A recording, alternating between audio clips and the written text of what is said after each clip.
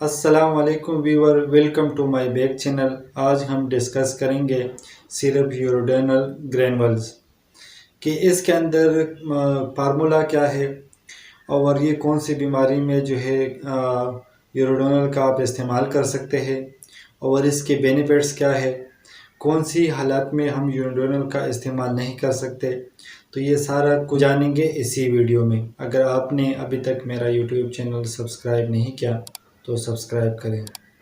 اب بات کریں گے کہ یوروڈینل گرینول جو ہے ہم کون کون سی بیماری میں استعمال کر سکتے ہیں۔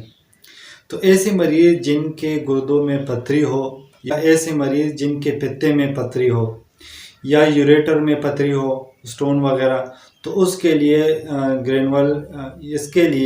یوروڈینل گرینول کا استعمال کیا جاتا ہے۔ اور اس کے علاوہ آپ کے معدے کے اندر تیزابیت ہو تو بھی آپ یوروڈینل گرینول کا استعمال کر سکتے ہیں، اور اس کے علاوہ بدہضمی ہو تو بھی آپ یوروڈینل کا استعمال کر سکتے ہیں۔ اس کے علاوہ اگر آپ کی جوائنٹ پین ہو تو بھی آپ یوروڈینل کا استعمال کر سکتے ہو۔ اس کے علاوہ اگر آپ کا یورک ایسڈ بڑھا ہوا ہو تو بھی آپ یوروڈینل کا استعمال کر سکتے ہو، کیونکہ اگر آپ کا یورک ایسڈ بڑھا ہوا ہو تو آپ کی کڈنی کے اندر یا پتنی کے اندر یا اس کے علاوہ یوریٹر کے اندر سٹون یا پتھری کا بن جانا ہو سکتا ہے۔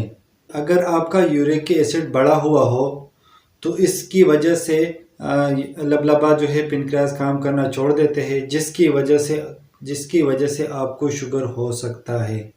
اور اس کے علاوہ اگر شریانوں میں تنگی ہو تو بھی آپ یوروڈینل کا استعمال کر سکتے ہیں۔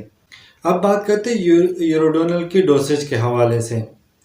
تو یوروڈینل جو ہے آپ 1 چمچ 1 گلاس پانی میں اچھی طریقے سے شیک کر کے اچھی طریقے سے ملا کے آپ دن میں 3 مرتبہ استعمال کر سکتے ہیں۔ بہتر یہ ہے کہ ڈاکٹر سے مشورہ کر کے لیں۔ اب بات کرتے ہیں یوروڈینل کی کنٹرا انڈیکیشن، یعنی وہ کون سی حالات میں جس میں یوروڈینل کا استعمال ہم نہیں کر سکتے۔ ایسے مریض جن کی گردے واش ہوتی ہو تو ایسے مریضوں کو یوروڈینل گرینول کا استعمال نہیں کرنا چاہیے۔ اور اس کے علاوہ ایسے مریض جن کو فالج ہو یا مرگی کوئی اس طرح بیماری ہو یا برین کوئی ایشو ہو تو ایسے مریضوں کو یوروڈینل کا گرینول کا استعمال نہیں کرنا چاہیے۔